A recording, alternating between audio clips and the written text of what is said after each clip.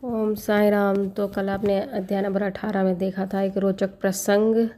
तो चैनल को सब्सक्राइब अवश्य कीजिए कि जिस प्रकार से श्री साठे जी को जो है साईं बाबा ने अनुग्रहित किया और बताया कि तुम एक और पारायण करो श्री साईं सच्चरित्र का, तो तुम्हारे मन में जो है जितनी भी अशांति है सारी खत्म हो जाएगी, नष्ट हो जाएगी। तो चित्त शुद्धि हो जाएगा और शीघ्र ही कल्याण होगा। ईश्वरी प्रसन्न होकर उन्हें भवबंधन से मुक्त कर देंगे। तो इस प्रकार बताया था कल साईं बाबा ने श्री साठे जी को।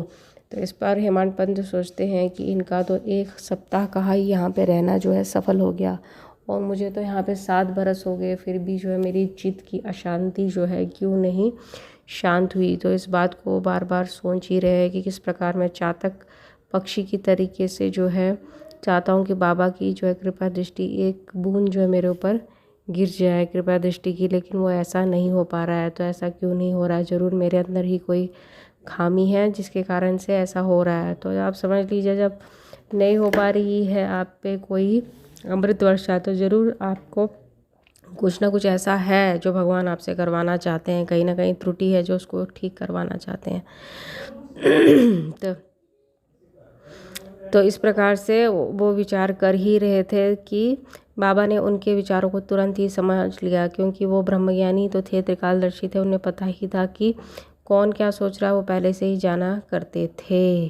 तो इस प्रकार से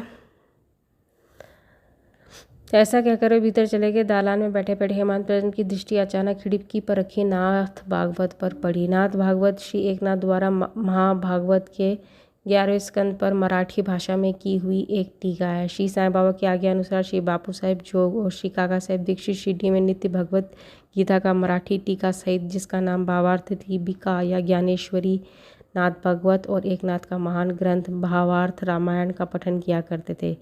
जब भक्तगण बाबा से कोई प्रश्न पूछने आते तो वो कभी आशंकित उत्तर देते और कभी उनको उपयुक्त भागवत तथा प्रमुख ग्रंथों का श्रवण करने को कहते थे, तो जिन्हें सुनने पर भक्तों को अपने प्रश्नों के पूर्णतः संतोषप्रद उत्तर प्राप्त हो जाता था। श्री हेमंत पंत भी नित्य प्रति नाथ भागवत के कुछ अंशों का पाठ किया करते थे। तो बाबा ने जो उनको श्यामा के पास भेजा तो किसी प्रयोजन से भेजा, ये सोच के उनकी उसी चैप्टर पे उनकी आंख पड़ी दृष्टि पड़ी, देखा उन्होंने कि जो उन्होंने पाठ सुबह छोड़ दिया था वही बाबा चाहते हैं कि वो उसको पूरा करे। तो इस प्रकार थी साईं बाबा की लीला, जो जहाँ जहाँ भी आध्यात्मिक उसमें अटका हुआ था तो उनको संपूर्णता किस तरीके से साईं बाबा ने दिलाई, इसका वैशिष्ट्य आप देख ही चुके हो।